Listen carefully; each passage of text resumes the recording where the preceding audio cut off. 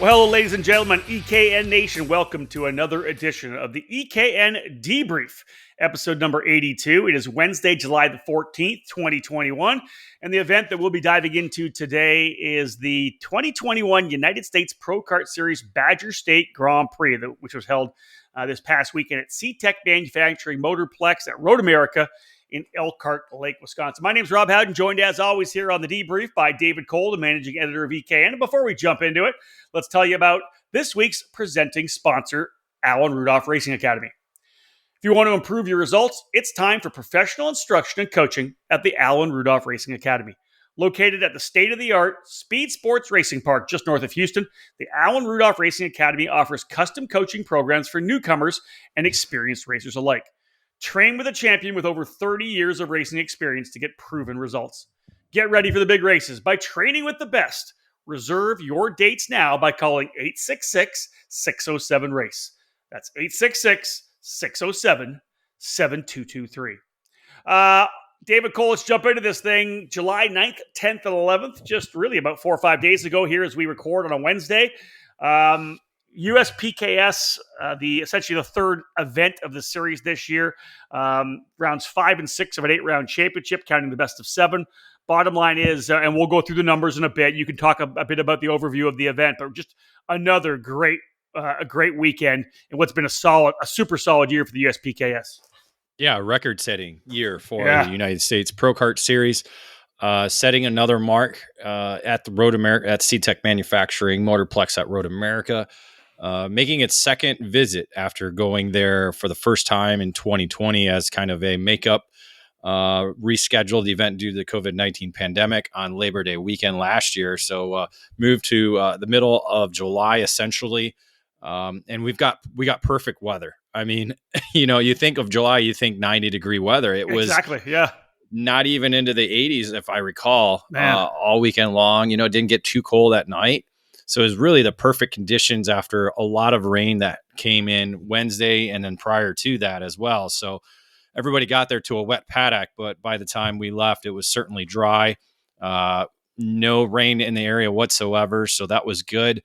A little bit windy on Sunday. So a little bit hectic for us out in the new viewing area that we used as essentially the scoring and announcing area that they have there at the Motorplex. But all in all, it was aside from one red flag.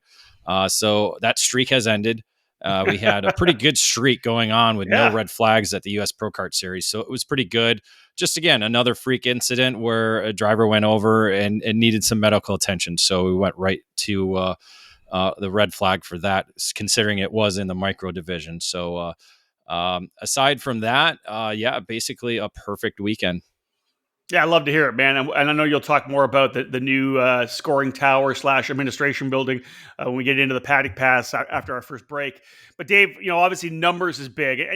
We don't want to always put too much emphasis on numbers because there's quality over quantity, right? Whatever it may be. But they've got both quality and quantity right now in the USPKS, which is a testament to the program itself. You've talked about the fact, David, that it's a record year, right? Numbers are unbelievable. And I want to say all the three largest races are the three races this year. Am I correct on that? This was the third largest event in USPKS history. That goes second to Newcastle Motorsports Park, which was in May. Yep. And then the overall record setting was in Ocala at the beginning of the year. Yeah. So this year, like three, we just have the top three entry numbers, record numbers in USPKS all this year. So you can see that the program has gained a lot of momentum.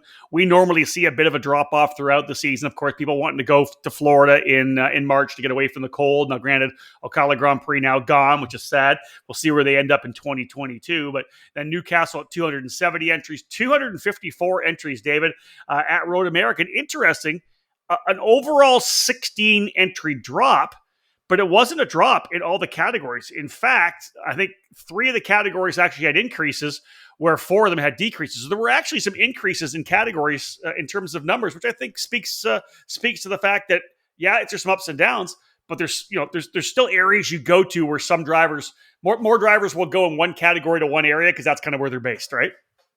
Yeah, I think so. I think that's what you get when you're looking at the numbers overall. The biggest drop was K100 Senior. It went from 60 to 50. Now, it's a 10 driver drop, but you're still at 50, 50. That's right. Where that's probably due in part to there's a lot of local drivers in Newcastle that race K, so that kind of, or at least in the area of Ohio, Indiana, so that helps. They don't, a lot of people still don't like going through Chicago, but that seemed to have canceled that idea with the total number that we got for this weekend at 254. That's the text I got from you coming home on Monday. Yeah, Monday I just again you get an accident and it kind of bobbles everything up. So otherwise you can get through it if you go through at the right time and have any issues. But it's worth it, dude. It's worth it. And I think it is. A lot of people have said that. Yeah, it is a trek, but it's worth it to be at Road America. It is certainly worth it because a lot of these competitors that are now in this level of racing had never been here before, or because really there had been not. Road America was kind of a void on the national scene in terms of karting. So that's, kind of the allure of it is it's a unique facility. It's within the actual grounds of Road America, what do you call it? America's, National Park of Speed. National Park of Speed. That's what it was. So you don't, it's like a Daytona, but I think even better because there's nothing like Road America. And again, you go there in July, people made a vacation out of it. Some families were there before, some are staying after, or going to see other family members in other states nearby. So that kind of helps. So I think that's why you saw the increase in micro and mini. Midwest is very big in those categories. And so there was a little up in the numbers there with 1 more in micro and 5 more in mini. But, it's just, it's a destination now. I think the USPKS going there the last 2 years has made it a destination, especially in early July. Right, everybody's done school. It's a summer break, like you said. Elkhart Lake is a beautiful area there. You could, and it's not an IndyCar weekend or an IMSA weekend or NASCAR weekend where you can't get a good hotel at the Osthoff or Siebkens or something close to the area, or you can even drive into any of the lakes there and spend some time on the lake. And it's a tremendous place to be, and you can camp there and really enjoy it. It's like a national park. That's why when you go there for the IndyCar weekend or the NASCAR weekend, the place is packed with people, and I think that's it's a destination place. And I'm really, really happy, David. I think you feel the same way, that a major series like the USPKS has said, you know what, Road America's place we need to go.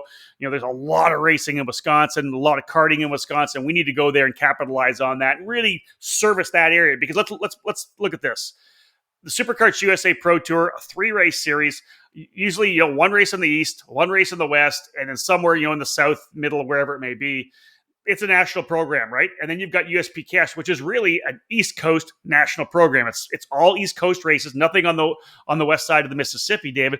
But that there's so much racing from north to south where they have the races planned. You think about all the, it was Florida, North Carolina, Indiana, and Wisconsin. And that's a really good spectrum of locations to really service the entire community that wants to run that series. It is, and it's drawing in a lot of competitors from the other side of the Mississippi as well, right. Especially race teams and other, just drivers making their trek over the Mississippi to this side of the country to race, because as we've talked about many times, numbers breed numbers. So that's helped. Yeah. They see the large fields, so people want to be part of it. So that helps. And as you said, for privateers, it helps having all the different areas that you do hit. Yep. Yeah. One hall might be a little bit further than the other 3, but at least, you have one that's close to home. And I think, sorry, Dave, I apologize. And I think that's been one of the key aspects of the program, is kind of, taking the area that they do use for racetracks and kind of sectoring them off. So you have one in this sector, one in that sector, one in that sector, and one in that sector. And I'll cap this start of the show with this. And this, we talk about this all the time, the pyramid of racing, right? Foundation is club racing. Club racers should every once in a while, go run a regional race. Push yourself. Get up with the top drivers in the region. Go run a regional race. Drivers that run nothing but regional races, make sure you jump up and challenge yourself at a national like the USPKS. Now, I think we see that when you're in regions, right? You're going to see guys that run up in that Midwest area. They don't go to Florida, but they're going to make sure that they get challenged when they come to the race at Road America. I think that's fantastic. All right, David, let's go to the first break. When we come back, you got more to talk about. You were trackside, I was not. After this break, folks, here are the EKN Debrief, episode number 82. We'll jump into the Paddock Pass. Leading Edge Motorsports is the industry answer to winning in karting. At the helm is industry veteran Greg Bell, who has orchestrated the success of many drivers dating back to the mid-1990s. Based in Lodi, California, Leading Edge Motorsports is the Western importer with IP karting that includes the Praga and Formula K chassis brands. Leading Edge Motorsports provides in-depth driver development for those racers in Northern California and across the country. Arrive and drive services, kart preparation, and driver coaching are available under the LEM tent throughout the season. Bell's record of working with drivers includes recent victories at North America's biggest karting events, including the Rock the Rio and the SCUSA Super Nationals. Greg Bell's knowledge for building engines spans 2 decades and is now under the Mega Power branding, providing a reliable engine service and tuning knowledge. No matter the chassis brand, choose Mega Power to get to the front. Click over to leadingedgemotorsports.com for more and find them on social media to stay connected. At Leading Edge Motorsports, winning never gets old.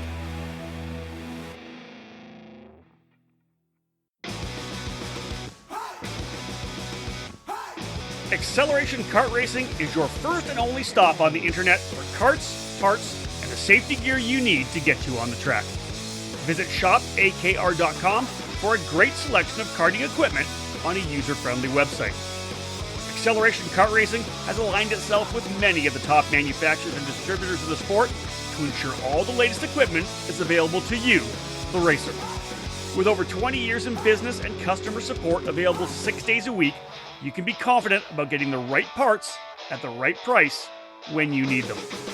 Be sure to visit shopakr.com today or stop by their headquarters in Las Vegas.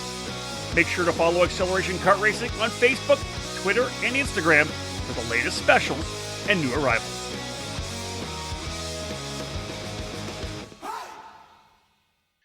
Welcome back to the EKN Radio Network, episode 82 of our Debrief podcast, where we review our event on the EKN Trackside Live Tour presented by Cooper Tires. David Cole, of course, trackside at Road America, Elkhart Lake at C-Tech Manufacturing Motorplex for the USPKS event this past weekend. David will give us some information from the paddock, from the paddock itself, not from the racing, but some of the stuff that happened overall, some of the chatter maybe in the paddock. This paddock pass brought to you by Parolin USA. It all started in 1994 when former kart driver Albino Parolin decided to move his passion for karting from the track to his small workshop. That's when Parolin was born. Parolin USA is North America's source for Parolin products, and we run a factory race team at all the major Superkarts USA, USPKS, and Rock Cup USA events. The Parolin chassis lineup for 2021 includes the Invader Shifter, the Le Mans Tag single-speed chassis for junior and senior drivers, and the 28-mil Opportunity model for the cadet class. Get on the chassis that's winning. Drive a Parolin. For more information, head to ParolinUSA.com. All right, David, you talk about America's National Park of Speed, the track itself, essentially between turns 6, 7, and 8, inside the carousel for the paddock, and then down, of course, to the kink. That's where the track is located. You penned a little segment on your Paddock Insider article when you got there about the fact that there was a good problem to have, as that particular part of the paddock was just jammed. Yeah, jam full, because this probably was the largest karting event it's had at that kart track, not the big track. Obviously, no. That's a little different. But for the Motorplex, yeah, this was probably one of the largest karting events it's ever hosted. In the past, some of the Man Cup had been probably just as big, but I don't think quite as big as what we saw this past weekend with the number of haulers, trailers, RVs. I think that's one of the biggest things that we're starting to see with this national racing is the number of RVs that the competitors are bringing into the racetrack. Yeah, right. Essentially, what we had to do was put all the parking on the other side of the Johnsonville Bridge that you'll see on the exit of Turn 8, and that takes you over into what is the paddock for the Motorplex. Essentially, it was just haulers and trailers on the paddock, and then every personal vehicle and most of the RVs were on the other side, on the inside of Turn 8 there for the big track. So, wow. Really certainly used up the space that they had there. I think they could have obviously fit in more, but rains that we talked about on Wednesday kind of hampered the move-in process because so much water had been laid down that a lot of the RVs or haulers, such as the large haulers like a Trinity Karting Group, Speed Concepts, a few others, could not Ralston. be raw. Well, that was actually in the grass, I believe. Oh, okay. But it was in a harder, compact area. So Copy. again, it depended on where your pit space That's was. right. Yeah. And certain haulers couldn't be in the actual grass area. They had to be on the paved area that runs around the paddock. So it made for a little bit of a headache in the rain, but everybody pushed through and got it done. But there's certainly still room to make it larger. I think the way you kind of measure things out and box people in, it has the ability to welcome even more competitors for the Motorplex. Dave, at the start of the podcast, you mentioned the fact that they built a new, essentially, administration building and an open air kind of viewing area at the top. Those of you who don't know, there's a club series that actually runs at Road America, and I believe they have like a Tuesday night race, kind of have a Tuesday night race, then they race on the weekends as well. But a lot of rentals go through that place too. They have a good rental fleet. I know that's used aggressively during the major events as well. But David, a new facility, you guys are up on top, open air, little wind on Sunday, but all in all, are you pretty happy with the new venue?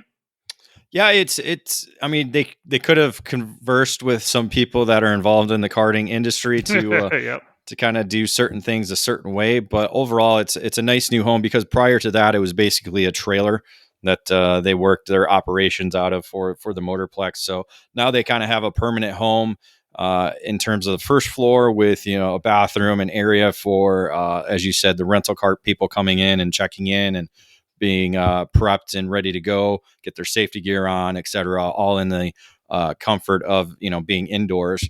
And then on top of that, as you said, is about a 30 by 30 viewing area that you're able to actually see the big track as they come down through turn 8, and then also in the back part there just a little bit to see them coming up to the kink there. So nice. They've kind of cleared out some trees in that area.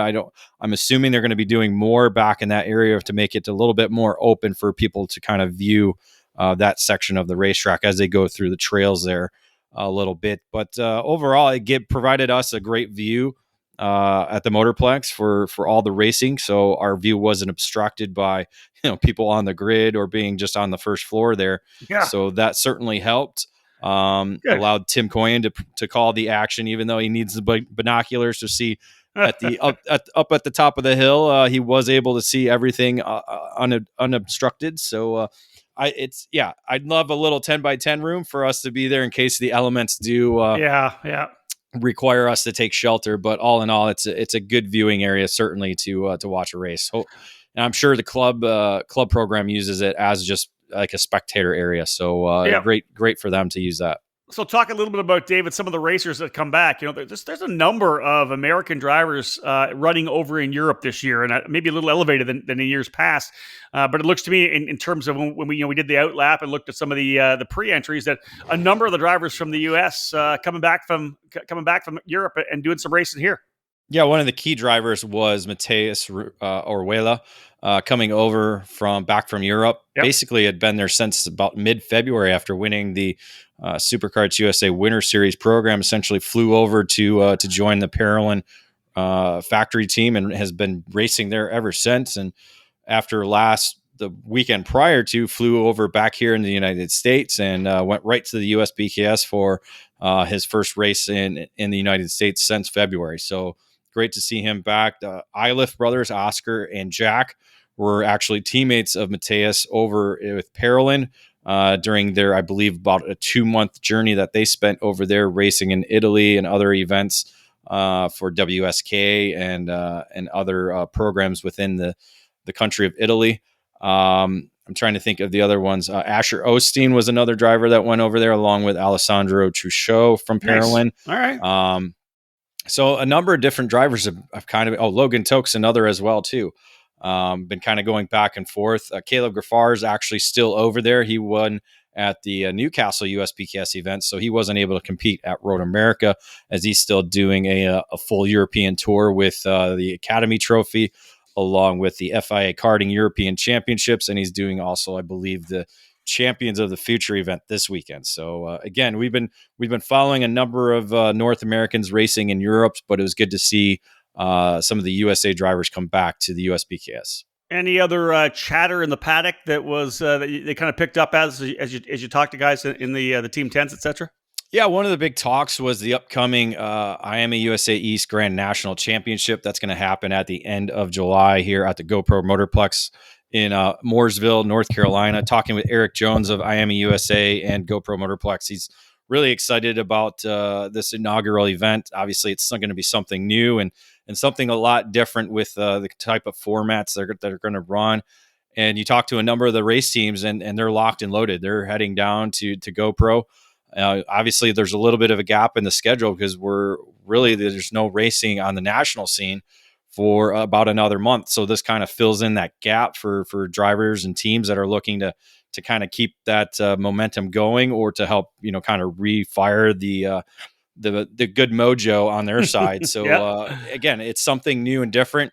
We're waiting on complete details to come in with the details of the event regarding track layouts and format and this and that. So, but a lot of the teams were talking about it and how they are, basically going to wrap it up there at Road America and then start prepping for GoPro. Nice. All right, folks, a lot of racing, as we said, still coming, about a month away from the SCUSA Pro Tour race. And as David said, IAMA USA Grand National Championship at GoPro at the end of the month. A lot of guys chatting about that. Stay tuned when we get back after this break. Time for David to dive into the race report.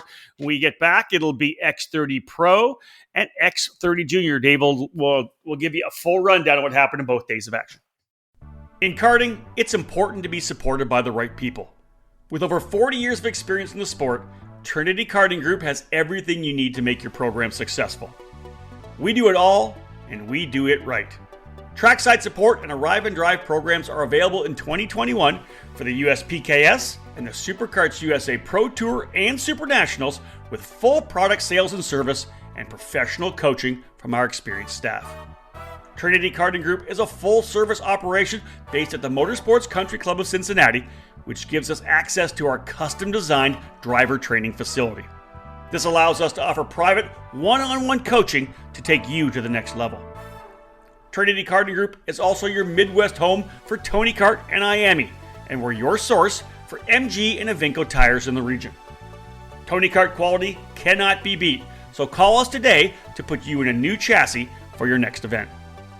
From Arrive and Drive and coaching programs to the parts you need, let Trinity Karting Group provide you with customer service and a racing experience second to none.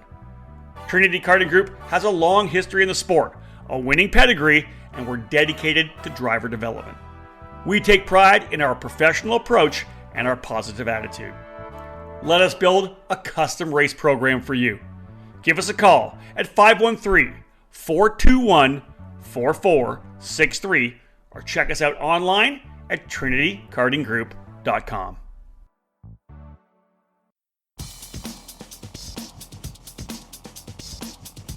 One event, one final, one Grand National Champion. The inaugural IAMA USA Grand National Championship, presented by Hunt Brothers Pizza, is set to be one of the biggest karting events to date. This event will be like no other, with over $20,000 in cash to be handed out, along with full sets of MG tires, IAME engines, and more. Along with the Grand National Finals on Sunday, there will also be other races to win on the event weekend, such as the KA Shootout presented by CNC Performance Engineering, the IAME Rental Kart Tuner Challenge, and the MG Tires X30 Shootout. The stage is set for July 29th to August 1st at the world-class facility known as GoPro Motorplex. Are you ready to take on the best in the nation? Classes are almost full already, but there's still time to register your spot in the inaugural IAMA USA Grand National Championship presented by Hunt Brothers Pizza. Welcome back to the EKN Debrief, episode 82, as David gives us a deep dive here into the most recent USPKS event at CTEC Manufacturing Motorplex up in Elkhart Lake, Wisconsin, the Road America facility.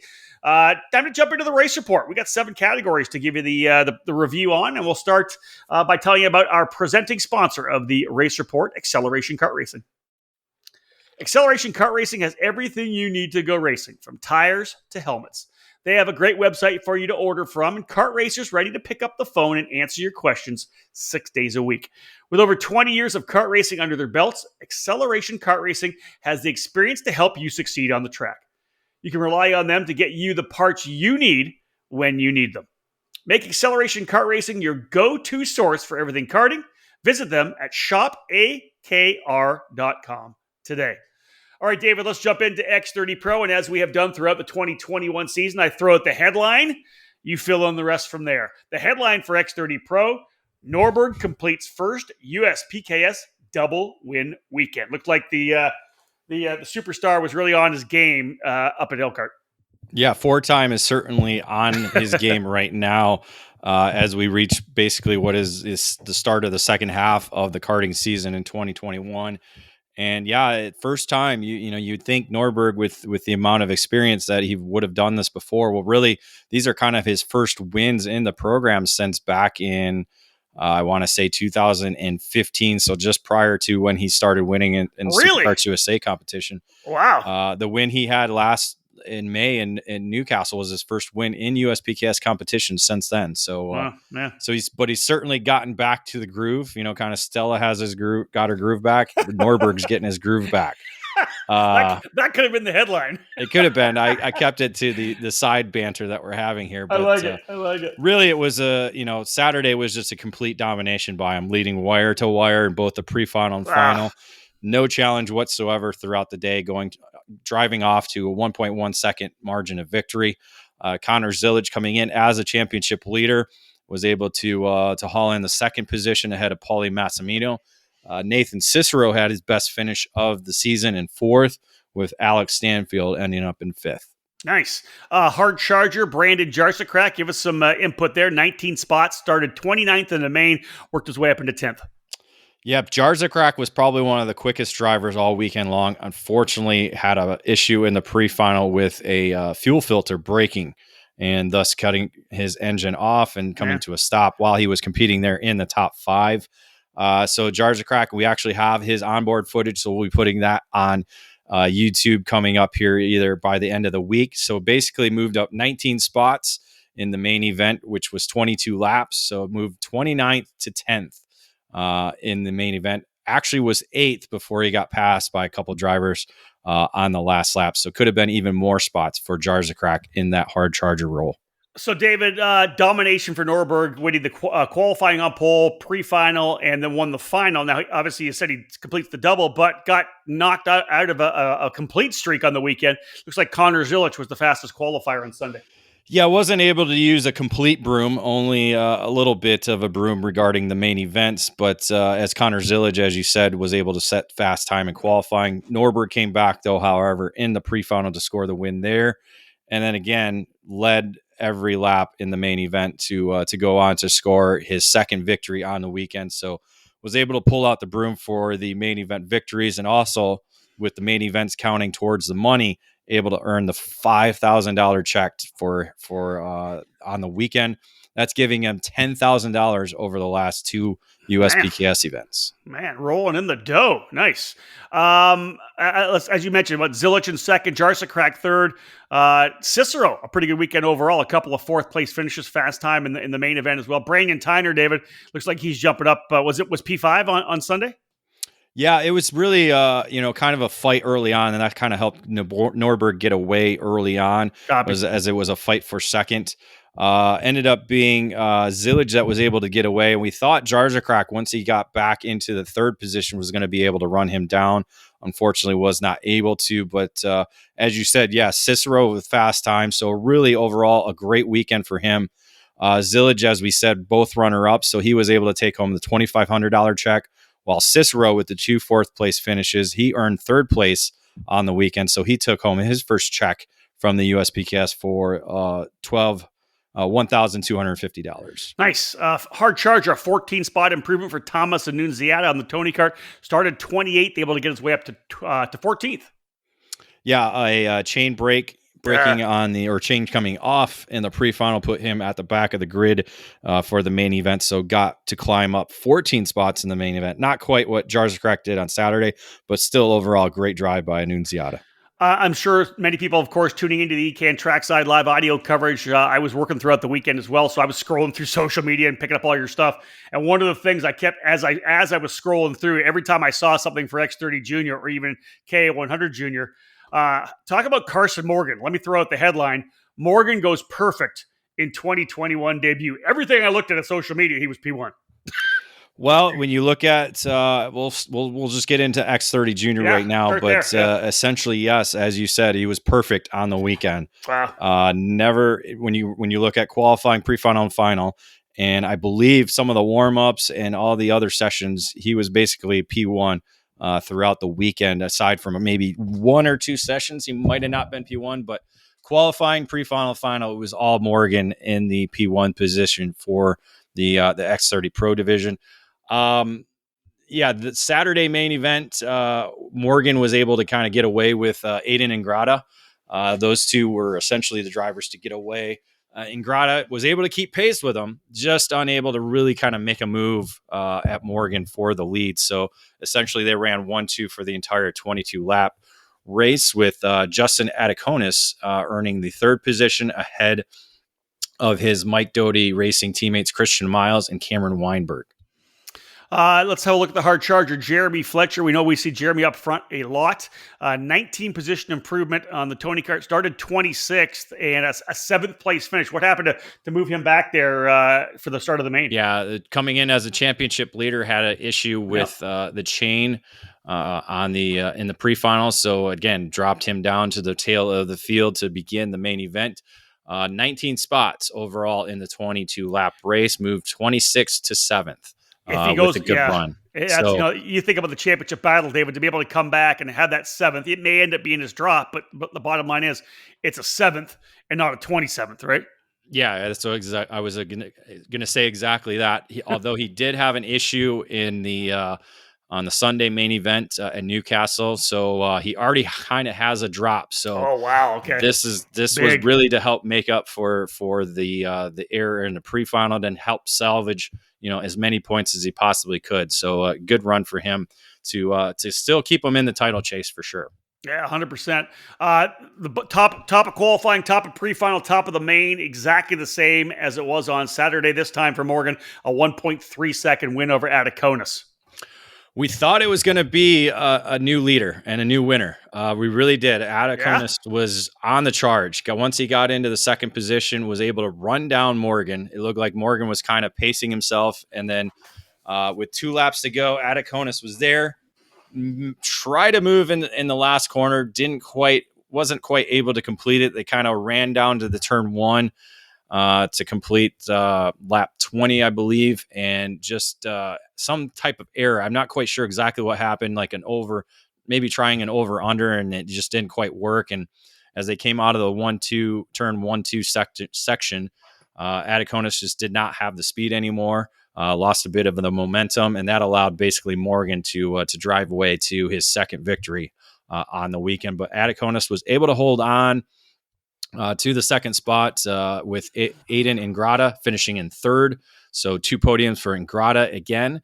Cameron Weinberg bettered 1 position to finish 4th on Sunday, with Parker DeLong moving up into the top 5. Yeah, shout out to Adiconis. Obviously, Justin doing a great job battling against one of the best juniors in the country right now. No doubt about that.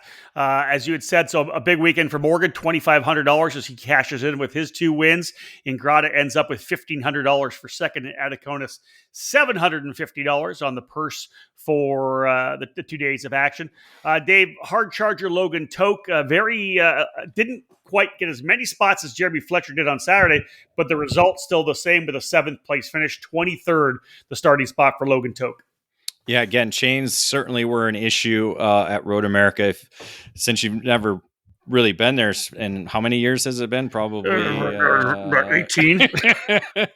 Wow. That turn 1-2 section is really about getting over the curbs and using as much of the racetrack as you possibly can.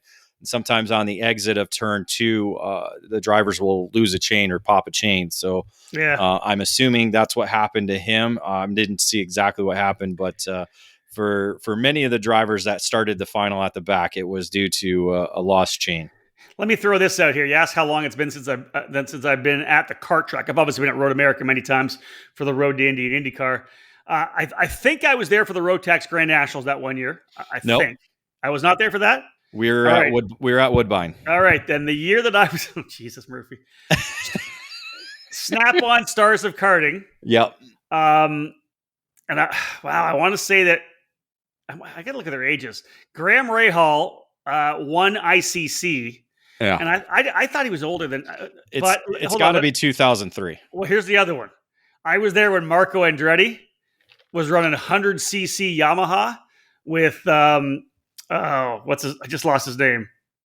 It was on a top cart. No, but he was running with John Big Al's kid, Novoso, yeah. He was running with Novoso. Yeah. In 100cc Yamaha, Marco Andretti. Yeah. So I want to say that was 2003. Maybe 2002. I could have to reach back behind me here and grab a shifter card illustrated and have a look at it to see what it was. Yeah, it's been a while. It's been a while. Yeah. Jesus. Yeah, wow. So that was another interesting tidbit that the Rotax Grand Nationals that were there in 2006, right? That was the year that Mike Rollison won in the rain. But can you tell me who was also racing there in Minimax? That was there at the USPKS this past weekend. Hold on, I'm reaching.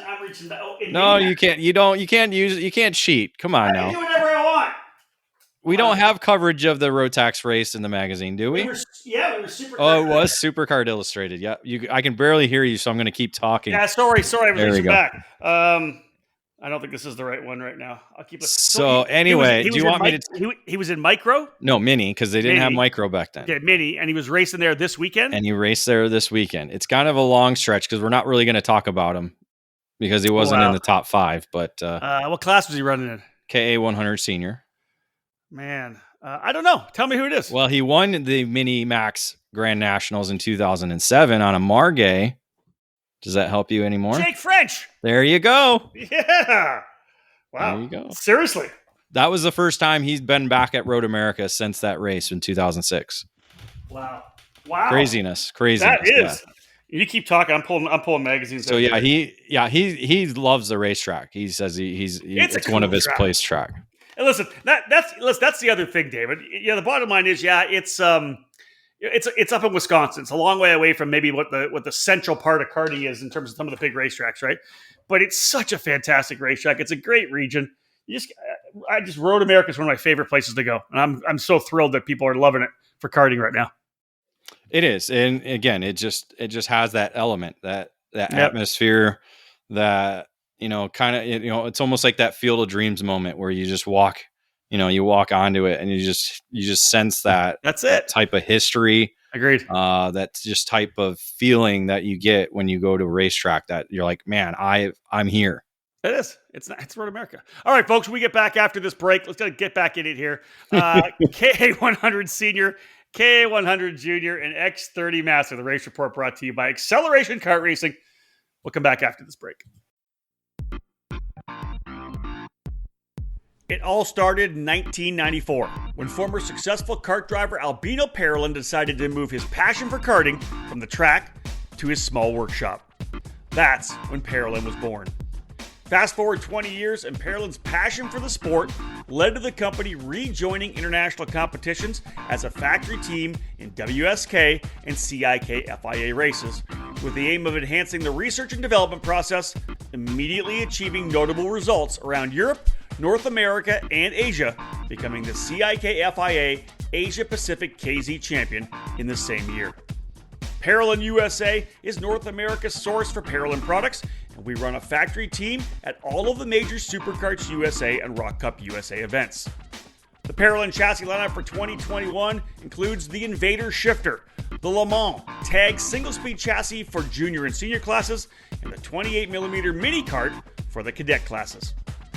Parolin has been winning races all over the world, and it's on top of the podium in the USA as well, with drivers like Kai Sorensen, Mateus Orjuela, and Alessandro De Tullio. Get on the chassis that's winning. Drive a Parolin. For more information, head to ParolinUSA.com. Cometic Gasket is a leading worldwide supplier of gaskets and engine sealing solutions for karting, automotive performance, power sports, original equipment, and the remanufactured engine industries. Cometic karting gaskets are available as OE replacement top-end kits or as individual gaskets and seals. Just like competitive karters, Cometic can operate on the fly and has the unique capability to customize any gasket to meet specific engine requirements and clearances. All of Cometic's fiber materials are asbestos-free and do not require any additional sealants. Viton oil ring cylinder head seals are used in each 2-cycle kit, and Cometic's 4-cycle engine kits feature only the most advanced multi-layer steel head gaskets. Cometic can tailor to engine builder-specific needs through bulk ordering and packaging flexibility. Cometic gaskets are must-haves for championship-winning teams across multiple disciplines of both professional and amateur motorsports. Cometic Gasket, sealing championships since 1989. Welcome back to episode 82. Wow. Of the EKN Debrief, our review race report podcast of an EKN Trackside Live presented by Cooper Tires event. Of course, the one we're talking about today is the USPKS event at CTEC Manufacturing Motorplex up at Road America. David Cole was trackside alongside Tim Coyen to present our live coverage. David, let's go into KA100 Senior. The headline, Zilich and Lemke win wild races in KA100 Senior.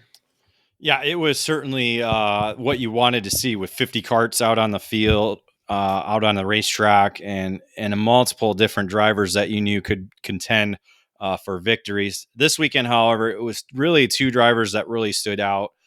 Saturday, it was Zilich that was the driver to beat, really. He set the tone in qualifying and won the pre-final.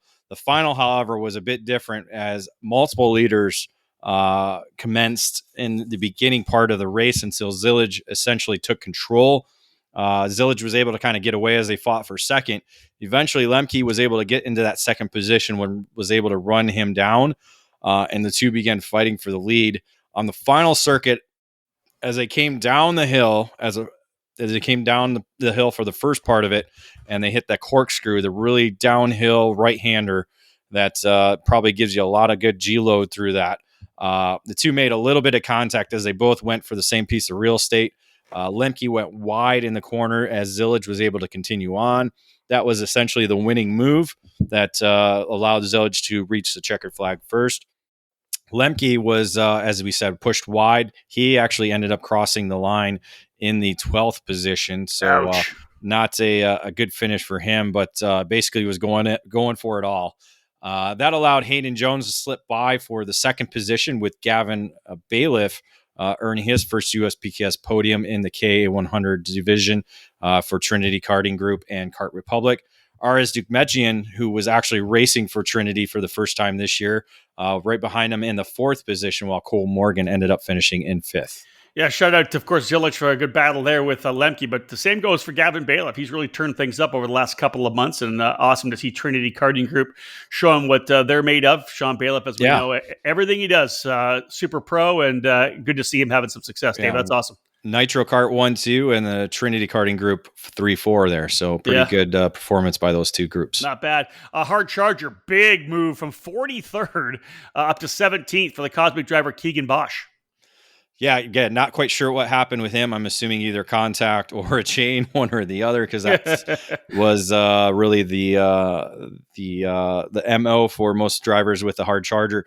26 spots and 22 laps. So a good charge from 43rd to 17th for him. So Sunday comes, and not surprising, Brandon Lemke, obviously out for Retribution, qualifies on pole. Yeah, it was out for Retribution, as you just said, wanted to get that victory. Had a victory actually taken away in Ocala on Sunday due to a pushback bumper penalty. So he won on racetrack, but lost after the penalties were assessed. So was still looking for that first victory. Missed it on Saturday, obviously with the contact. Came back on Sunday, set fast time in qualifying. Was able to win the pre-final. The main event, though, again, drivers shuffling early, everybody attacking quickly. Dukmejian actually came out as the driver who was able to lead most of the race, leading majority of the middle section of the racetrack. That was until, however, Lemke took control and basically held on to the end to score his first victory of the season. They fought hard for second place behind him.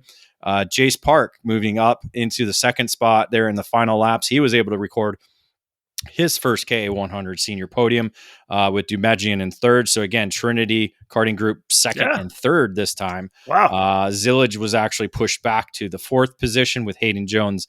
Again, Nitro Kart's fourth and fifth. So. Well, and we mentioned Trinity Karting Group, mentioned, as I said, how Gavin Bailiff has kind of dialed things in. And as I see here, David, Gavin, the hard charger, 34 spots, started 41st and ends up getting to 7th. 34 positions. What happened in the pre-final? Yeah, qualifying did not quite go Gavin's way Sunday morning, so it was kind of in the blender, as you would call it, when the pre-final began.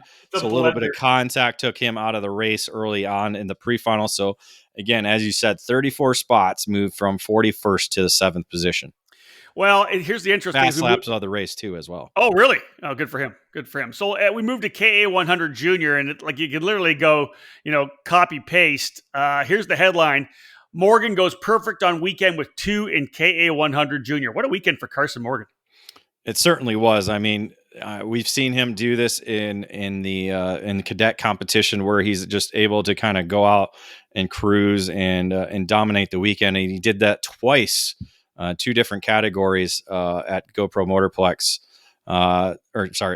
C-Tech Manufacturing Motorplex. That's what I wanted to say. A lot of motorplexes, David. A lot of motorplexes. So, but really, he's just basically stomped everybody in the KA100 Junior division. Saturday was a clean sweep of the qualifying, pre-final, and final. In the final, led every single lap to a 3.7 second advantage ahead of the rest of the field. Basically, it was a fight for second spot, but it didn't actually boil up until the final few laps. Aiden Rudolph was able to be in the second position for much of the race, but a group was able to catch him in the closing laps, and he lost last lap battle. That allowed Jeremy Fletcher to kind of come through for second. Chase Hand moving up into the third spot, Parker DeLong to fourth, and Aiden Ingrata actually crossed the line in third, but a pushback bumper dropped him down to the fifth position. Pushback bumper penalty for Rudolph as well actually dropped him down to 8th overall. So what was a good finish or a good possible podium, first podium for Rudolph, ended up with a P8. And hard charger up 26 spots. G3R Heroes in the red speed 45th up to 19th. Yeah, again, I want to say contact was possibly the reason why he started in the back of the main event, but more than one position per lap in the 22 lap final. So a good run for G3. Yeah. Hey, listen, you and I have been saying this for years. It's not great for points, but it's sometimes an awesome experience for a driver who has the speed up front to somehow get shuffled in the back and really have to have that experience of attacking and moving forward. Passing that many karts during a 22-lap race, that's the experience you don't get when you qualify up front and you're in the middle of a battle, right? Yeah, it's kind of like, the P-pick when you're the quickest driver at the club and you start at the back and you pass everybody to win the race. That's the kind of performance that you want to put in. Well, listen, I'll just throw this out here as just another thought. We've seen a number of drivers over the 15, 20 years we've been doing this, David, that just literally, and they have the reputation that they just can't pass anybody. They get stuck behind somebody and they can't pass it because they're super good at qualifying. They run up front, but if they qualify 14th, that's where they're going to finish. You know what I mean? So I hate the fact that people have to deal with this, but I like the fact that they get the extra experience. That's just when I talk about the hard charger every time, I'm like, man, good experience. Wow, that's awesome. That's awesome. You pass that many carts, right? And literally, look, if I scroll up through these hard chargers, Dave, it's not 5, 6, 7 spots. It's 34, 26, 19. You know what I mean? Like, that's a lot of carts to pass, especially on a tough racetrack like Road America. Well, yeah, anytime you can pass more carts than there are laps, that's that's almost it's a moral victory. Exactly, 100% it is. All right, let's. You don't have to worry about who topped the sessions on Sunday. Morgan.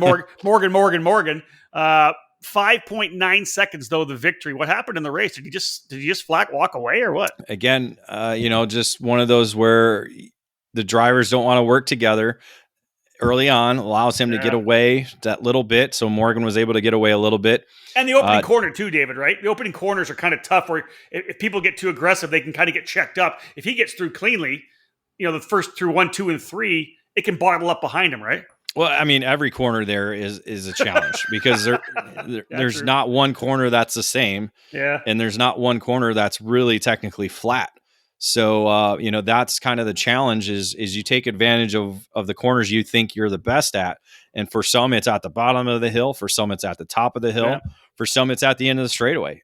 So you kind of get that. Eventually, Jeremy Fletcher and Parker DeLong got locked together, but just Morgan was just too consistently fast to basically keep them away, and just actually extended his lead lap by lap, even though those two were running nose to tail, to pull away to nearly 6 seconds of a victory. Yeah, that's amazing. Good for him. Basically behind Fletcher and DeLong, who finished second and third, Elio was able to solidify himself in the fourth position. And so it was really a fight for fifth in the last 2 laps. Again, Rudolph part of this, Sebastian Weldon was part of it. A number of different drivers actually came out of the last corner 4 wide for the fifth position. Nice. With Chase Hand ending up crossing the line ahead of Rudolph, but he was pushed back 2 spots for pushback bumper. But Weldon and Beckham just here were right there as well. Nice. Love it. Hard charger, Cole Kleck. We talked about how many carts people are passing. Kleck on the Willpower cart, 29 spots forward. David started 42nd. Well, there's only 45 in the field, right? So started almost at the very tail of the field, ends up 13th. Yeah, contact in the pre-final. I believe he pulled off actually early for the pre-final after the contact. So again, 42nd to 13th. Let's move to X30 Masters, and I'll just throw it out here before I give you the headline. A lot of championship drivers in this particular category. Good to see a good group of Masters drivers back out there. The headline, 5 different winners in 6 rounds for X30 Masters. Yeah, that's really the focus of this category. As you said, a lot of championship contenders there, a lot of drivers who haven't won yet that were looking to get their first victories on the year. So we did get one of them. However, on Saturday, it was 2 previous winners going at it nose to tail for the victory on Saturday. Scott Kopp, defending champion, quickest basically all throughout Friday, was able to score the fast time in qualifying. He, however, got a little bit regulated in the pre-final with Renato Yoder David. Regulated? I like it. Regulated, yeah. So the round 4, what round did he win? Won at Newcastle. Anyway, a winner on the season already. Yep. Renato was right there to score the win in the pre-final. In the main event, it was that's what it was. In the main event, Scott Roberts actually was able to jump ahead of everybody, get into the lead quickly. Unfortunately, on lap 2 or 3, a broken reed on the engine slowed him significantly. And so that's kind of jostled up the field a little bit. Renato was able to get away with the lead and got away from the field for a little bit. However, Kopp was able to run him down, taking over the lead, led for 6 laps until the final lap when they were coming up to the penultimate corner. It was there's a quick right left section there on the only flat part of the racetrack, and Renato was able to take advantage of Kopp's wide entry, dove to the inside at the apex, and was able to hold on to the lead as they came around to the checkered flag. Kopp ended up finishing in the 2nd spot. Christian Vomier, almost the quickest cart on the racetrack, ended up in the 3rd position with lost my place there. Derek Wang in the 4th spot, and then Danny Robertson with a good drive to 5th. Mario Barrios on the Cosmic starting 18th in the very tail of the field. A chain as well, as you said, in the pre-final. David, up 11 spots. Barrios ends up in 7th. Yeah, so a tough way to start off the weekend for Barrios as the championship leader. Yeah. So you could tell that he was pumped and ready to be part of the action on Sunday when they came back the next day. Qualifying, Renato was able to set fast time, but contact between him and Vomir in the pre-final as they were fighting for the lead. Essentially put Renato off and out of the race. Vomir continued on, but was towards the tail end of the lead pack. That allowed Scott Kopp to come through and score the pre-final win, but it also provided Barrios with a little bit more room to move up front as well. Once the main event began, Barrios was able to get away with the lead early on. Again, Kopp able to run him down because Kopp just somehow had that mid-race speed that nobody else really had. So he was able to run down Barrios and take the lead. Barrios then took back the lead on the final circuit. Kopp tried for a move at the inside of the final corner. And again, two made contact, both kind of pushed out wide. This allowed Miguel Mir and Derek Wayne to slip past and score a 1-2 finish for crosslink competition. Wow, that's big. Good one for Miguel as well, the multi-time Texas champion. Just a question before we throw out the hard charge. What happened to Renato Jader-David in that race? He didn't finish anywhere in the top 5. Yeah, so pre-final had the DNF due to the contact with Christian Vomir. Was making his way up through the field in the final, and again, I believe contact again kind of took him out of the running. And I want to say he did not complete the race. Ended up finishing in 16th. All right. A hard charger, Darren Marcus, on the Fullerton 11th spot, started 19th, tailed the field, worked his way up to 8th. Yeah, I was actually running KA100 Senior on Friday and Saturday, and said I've had enough of this, and moved over to the more relaxed but still competitive X30 Masters field. I'll give you this, David. Obviously, you're going through all this, and I was like this when I was 40-something years age, my early 40s as well. But your ability to remember what happened on the race on the track, 3 days on from the weekend is good. I just even nowadays, even though I'm calling the races, I sometimes struggle to remember what happened. Man, that's what happens when you're 50-something years old. Well, I'm trying to make it up as we go along, Rob. Listen, I wasn't there, so you could say whatever you want, and I'm going to agree with you. So well, that works out too. That's true. It's good to have as many notes as possible. That certainly helps. But it does. Yeah, that race was a bit hectic. Again, you thought it was going to be either Kopp or Mario scoring the victory, and then Miguel able to slide through and earn his first series victory. He just didn't quite have this pace on Saturday, but was able to kind of do their homework overnight, was able to be right there in the hunt all day on Sunday, and just the opportunity presented itself, and nothing better than leading only the last lap of the race. That's it. Yeah, kudos to the crosslink competition, guys. 5 different winners in X30 Masters. Pretty impressive.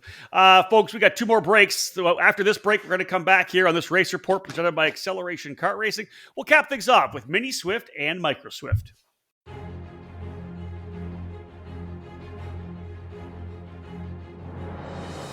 The Briggs & Stratton 206 engine is where out-of-the-box ease and outstanding consistency meet to create legendary races.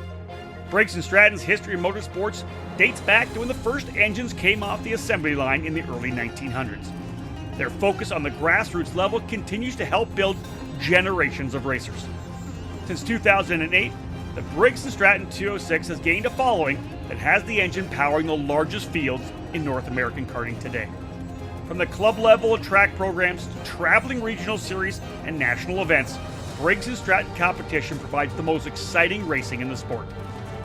Engineered and hand-built exclusively for racing, every Briggs & Stratton 206 engine is power tested and serialized before it goes in the box. Karters can take that engine straight from the box to their kart and be on the podium at the end of race day. Be sure to follow Briggs & Stratton Racing on Facebook and through @RaceBriggs on Instagram.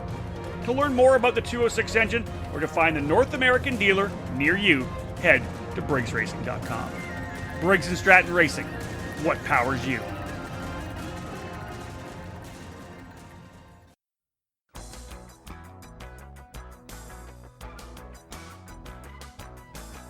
In racing, experience is priceless. Franklin Motorsports is a leader in the karting industry with over 50 years of combined karting experience, and we can provide you with everything you need to go racing. With a large online product selection, select track support events, and a wide variety of shop services, Franklin Motorsports is your complete karting source. Check out our online store at www.franklinkart.com, where all our products are just a mouse click away. We're constantly adding to the growing product selection on the online store, and we ship daily to ensure products get to you quickly. We specialize in IAME engines, tilt seats, ceramic products, driveline branded products, Briggs & Stratton engines, OTK products, and of course, the championship-winning Merlin chassis. In our online store, you'll find a variety of items to fill your karting needs. Franklin Motorsports is also known for our wide variety of services and is home to Innovative Engine Works by FMS, our in-house engine service department. Frame straightening, kart prep, and dyno testing are all services offered regularly at Franklin Motorsports. For all things karting, visit franklinkart.com.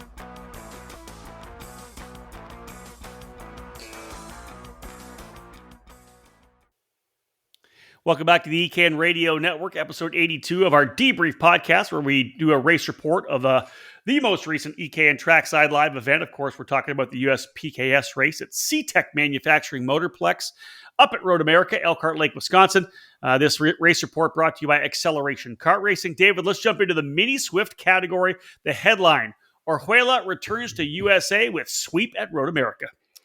Yeah, as we kind of mentioned a little bit in the paddock pass, Mateus was able to come back to the USA to compete in his first USBKS event of the season after spending 5 months over in Europe racing a number of different events over there with Parolin Factory Team.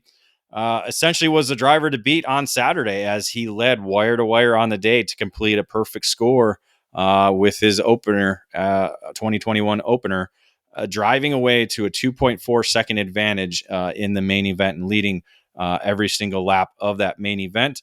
Reagan Seville, with a good runner-up finish, was able to win the battle for second ahead of Oscar Iliff, who we just said was over in Europe racing for the last 2 months. So certainly stepped up his game and got his first podium of the season in Mini Swift at the USBKS competition. Championship leader Enzo Vidmontien was in the fourth position with Asher Osteen, his Bennett teammate, in fifth. Capping off with the hard charger, Cade Yeager on the Nitro Kart, 24 spots, 32nd up into 8th for Keg. Another one of the drivers, David, get more positions, more passes than the number of laps in the race. Yeah, Mini Swift main event was 20 laps. So again, 4 more spots than there were laps, 32nd to the 8th spot on the Nitro Kart. Very nice. We talked a lot about over the year here about how good Enzo Vidmontien has been on the Bennett, qualified on pole on Sunday to get the day underway. Yeah, it certainly found a little bit more speed to be able to compete with Orjuela, stealing the fast lap in the qualifying to end the streak that Mateus had going on the weekend. In the pre-final, though, it was Orjuela scoring the victory there. And it actually ended up being a 3-driver battle for the victory in the main event as Oscar Iliff picked up the pace as well and was able to challenge both Mateus and Enzo for the top spot throughout the 20-lap event. Number of lead changes through with the 3 drivers there, but essentially the last lap, Iliff tried to go for a lead, lost a little bit of space to Mateus, and Mateus had just enough to be able to reach the checkered flag first. Oscar Iliff ended up finishing in the second spot ahead of Enzo Vidmontien, who was the fast lap driver or had the fast lap honors.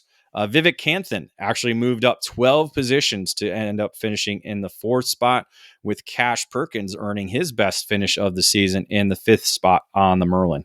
Yeah, nice job for the Merlin Nation driver. Speaking of Merlin Nation, Braden Zervis, the hard charger, again on a Merlin chassis, 25 spots up, started 38th up to 13th, and again, just like Cade Yeager, able to get more spots than laps.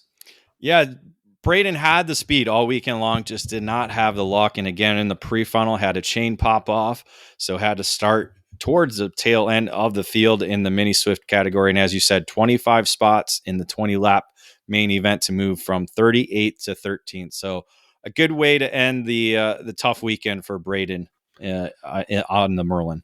Yeah, let's move to Micro Swift. Here's your headline. Harvick and Toniolo split weekend wins. Yeah, it was, again, almost record-setting field again in the micro division. So good to see the numbers really booming in this category. Yeah, 36, right? Nice. Yeah, just phenomenal. And again, many of these drivers drove with their heads on, not driving over their abilities and doing what they need to do. So there's a lot of good racing throughout the field that we saw in this category. Up front, however, Ethan Tovo started out the weekend as the driver to beat, setting fast time in qualifying, but it was Keelan Harvick that came through with the win in the pre-final. Tovo led early, though, in the final until Harvick claimed the spot. And then Augustus Toniolo was able to move into the second spot and ran down Harvick. The two went back and forth on the final lap, but Harvick was able to get away once they got towards the bottom of the hill as he went on to score the victory. Augustus Toniolo finished second, with Tovo sitting there in third. Jackson Gibson with RPG, the Rawlson Performance Group, earning his best finish of fourth on the year, with Alessandro Truchot in fifth aboard the Parolin. Hard charger Jackson Tovo, 19 spots, David, from 36th up to 17th. Yeah, good performance by both Tovos. So Ethan able to get on the podium, and then Jackson earning the Hard Charger Award. Strong recovery. Good for him. Out of the gate on Sunday, Harvick kind of picking up where he left off, David, on Saturday, qualified on pole and was able to win the pre-final. Yeah, it looked like he was going to be the driver to beat, but unfortunately the field, the other two drivers that battled him on Saturday picked up the speed in the main event on Sunday. It was basically the three drivers kind of going back and forth here and there. Unfortunately, this race was cut short due to a red flag. Again, one driver was needed medical attention. Possible broken arm, I believe, is what happened. Let me see if I can remember the name here. Benham Abernathy. So one of the Merlin Nation drivers actually went over, and they believe a broken arm. So didn't quite get the confirmation on that, but certainly needed the medical attention after going over. That essentially cut the race short. That red flag came out as they were on lap 12. Harvick was leading at that time. Unfortunately, because of the red flag, the lap wasn't completed. Thus, they have to go back to the last completed lap, which was lap 11. That had Augustus Toniolo actually in the lead. So Toniolo was credited with the victory. Harvick placed in second. Ethan Tovo in the third spot. So that's how the podium ended up. Lucas Palacio aboard the comp cart moved up 3 spots to finish fourth, with Jackson Gibson, another top 5 finish for him. 2 top 5s for Gibson. Good for him. Benya Fernandez on the Kart Republic, 14 spots up, started 32nd, and as the hard charge, getting his way up to 18th. Yep, possibly could have been more, but with the race red exactly flagged, right. Still a good hard charger for him. Yeah, 14 spots in 12 laps. Could have been in the top 10. There you go. All right, folks, final break of this edition of the Debrief. When we get back, David will wrap things up from the event at Road America for the USPKS. We'll have a look at the Constructors' Championship and find out which chassis were able to get to themselves to the top of the podium. And then we'll have a quick look at the EKN Trackside Live Race Calendar to let you know where we're going to be over the next couple of months. Stay with us. We'll wrap things up after this break.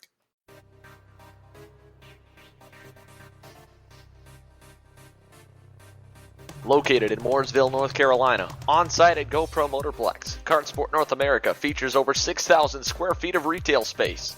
Along with being the official race team and distributor for the Kart Republic chassis, they offer full retail sales, kart service and storage, and products from the top brands in the sport, such as CZ Chain, Talon Sprockets, SKF Bearings, and Prisma Tire Gauges. If you want to take your racing to the next level, they also offer driver training and coaching programs available trackside at GoPro Motorplex. They have a massive inventory, so head to their online store at kartsportna.com to get same-day shipping of the parts and components that you need. While you're there, check out their used section of karts, engines, parts, and accessories. Kart Sport North America. Top quality products, winning brands, and professional driver development services.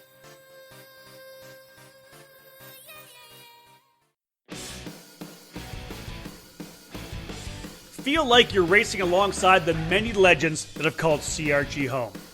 With direct factory support, the CRG Nordam operation is the North American distributor for all CRG products related to karting and is based just outside Houston, Texas. The complete racing chassis line, including the famous Road Rebel shifter kart, is available through CRG Nordam. The growing FS4 Briggs & Stratton focused chassis is expanding worldwide, including right here in North America. Many tracks, indoor and outdoor, have made the switch to the Centurion rental kart line through CRG. New for the 2020 season is the Mini Hero for cadet racing, homologated for FIA competitions around the world. Head over to kartcrg.com or find them on all social media networks. Back to cap things off for this edition of the EKN Debrief, as David has given us a deep dive into all 7 categories as part of the United States Pro Kart Series event up in Elkhart Lake, Wisconsin. David, let's wrap things up. First and foremost, 3rd largest event in the 9-year history of the series. Yeah, we've if you go back to GoPro Motorplex in October, we've had almost record numbers the last 4 events. So I'm expecting GoPro to kind of either be around what we saw at Road America or maybe even more. I don't think we'll get that the continuing downward, because GoPro has a number of local drivers that love to come out and race the USPKS. It'll be October, not much going on in terms of national racing. So, we could see another 250 event when we get to GoPro. Amazing. That's fantastic. David, the one thing I always pick up when we're kind of going through these events and you're giving us the debrief, they had a lot of cash out at these USPKS events. You said $10,000 over the last 2 races for Ryan Norberg. Yeah, again, nearly $14,000 handed out over the weekend in the X30 Pro and X30 Junior categories, plus the 6 sets of MG tires. So again, thank you to MG Tires and IAME USA East for helping provide these big cash purses for the 2 divisions. And again, there'll be plenty more products and other prizes at the end of the year for all the championship top 5 finishers with the support of MG Tires, IAME, and many other companies that'll be helping chip in for the year-end awards. All right, so let's have a look at the Constructors' Championship. OTK looking pretty good again. I think all told for OTK, looks like 10 victories. What was the whole breakdown in terms of chassis? Yeah, well, 4 victories with Carson Morgan aboard the Tony Kart, so that kind of helped bring their total. They actually scored 5 on the weekend, with Connor Zillage earning the other. So Tony Kart led the way. Cosmic with 3 of their own. You add 2 from Ryan Norberg or 1 from Augustus Toniolo. That gives 8 for OTK. And let's just add 2 more from Prix. You have who was it? Miguel Mir. And who is the other one? No, I messed that up now. I did. You just keep talking. You go to the next one. I'll scroll through. See what we got. Parolin had 2 Parolin had 2 with Mateus Oruela in the mini division. Nitro Kart 1 with Keelan Harvick. And then Merlin had 1 with Brandon Lemke. So the other Prix, was it RJD? No, yeah, he was actually on a Tony Kart, so I had that wrong. 6. So 6 for Tony Kart, yes. And one for Prix. 1 for Prix, yep. All right, folks, time for the EKN Trackside Live race calendar, and timely, presented by OTK USA. I didn't even realize that when I put it in there. All over the karting world, everyone knows OTK is the gold standard for quality and performance. In the United States, OTK USA is the source for all things OTK. From the legendary Tony Kart brand to the race-winning Cosmic Prix chassis, and now the new Red Speed and EOS brands, OTK quality is second to none. To learn more about a specific product line or to find the OTK USA dealer near you, whether it's Tony Kart, Cosmic, Prix, Red Speed, or EOS, visit www.otk.com. OTKUSA.com, pardon me. www.otkusa.com. All right, David, the EKN Trackside Live program presented by Cooper Tires. We got to break in the action. We're literally, you and I are both at home for a month. We don't go back at it until August 13th, 14th, 15th. A month from now, the SuperKarts USA Pro Tour coming to a close. Traditional end, the Summer Nationals at Newcastle Motorsports Park in Newcastle, Indiana. Thank goodness It's a 3-day weekend, David. It's not going to be a 12-day marathon of Newcastle. Not like the summer festival we had last year, which is actually playing right now on the EKN Radio Network. There you go. It's nice. all day Wednesday. Have all 6 rounds with you calling the action for what was, yes, a marathon of karting over those 2 weeks. Quick reminder to Neil Strickland from Superkarts USA: you promised us an air conditioner in the tech building sauna. We would like to have that, please. I have not seen a reply to the email we sent him. No, we did, dude. It was so hot up there last year. It was. We had, oh my god, we had some fans on us, but it was. It was good because it got rid of some weight that we were kind of carrying around, but it did 100%. Make for 3 long race days each weekend. Oh, so man, it was tough. It was a bit tough, but I do hope that Neil is on his game and gets us that air conditioner. He promised. He promised. We're going to find out whether or not he's a man of his word. There you go. This is a challenge right here. Challenge David, laid down. David, 3 weeks after that, you'll be back at it. It's actually my only weekend off, and I think 6 weekends, so I'm not going to be there this year, even though I probably could be, but I would probably die if I went every weekend. Labor Day weekend, it is back, folks. The classic. Rock Island Grand Prix, Rock Island, Illinois. David, back at it on the streets of Rock Island. There's a lot of excitement. There's some going to be, they're dialing things up in terms of the PA system. There's going to be music. There's a lot of good things going on. But one of the constants will be ekartingnews.com, their trackside. Yeah, looking forward to being back at the Quad Cities area, specifically the streets of Rock Island, Illinois. It was a void, just like many of us felt with Supernats last year and other events like we're feeling with the Brickyard this year. Not having Rock Island last year was a bit of a void, but we're getting that back. We're hearing the shifter numbers are going to be big again. A lot of guys love the speed and the thrill of racing there for the King of the Streets crown. This year now, King of the Rock for 206 and King of the Rock for the 100cc division. So we're going to get a couple more money categories and maybe some crowns handed out for those 2 divisions as well. So very interested to see what should be a bit of a new look for the Rock Island Grand Prix. Yeah, just kind of mixing things up a little bit. It is a bucket list event, folks. If you haven't been there, get there. I think I did 15 in a row before things kind of shook around with IndyCar Radio and what I was doing with Road to Indy, and I wasn't able to go for some Labor Day weekend events. Finally, a Labor Day weekend opens up for me, and it's my first weekend. It would be my only weekend off in a 6-weekend stretch. So I'm going to be taking a chance to catch a breath before I get back at it. So I hope to be back there in 2022. Hopefully the schedules will align. But David, that's where you're going to be. EKN Trackside Live program continuing with you and I. Next time we're trackside, time to crown some champions in the SCUSA Pro Tour.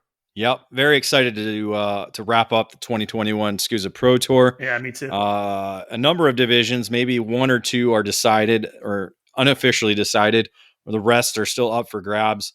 Back to Rock Island Grand Prix. I don't think Race Liberante, he promised he was going to race every single class. As of right now, he's kind of chickening away from that. So putting another challenge out there to Race Liberante. Yeah, we may have to really lambaste him a little bit on that. Then if he said he was going to do it, don't you think? He has been the king for the last 2 years, so he does have that going for him.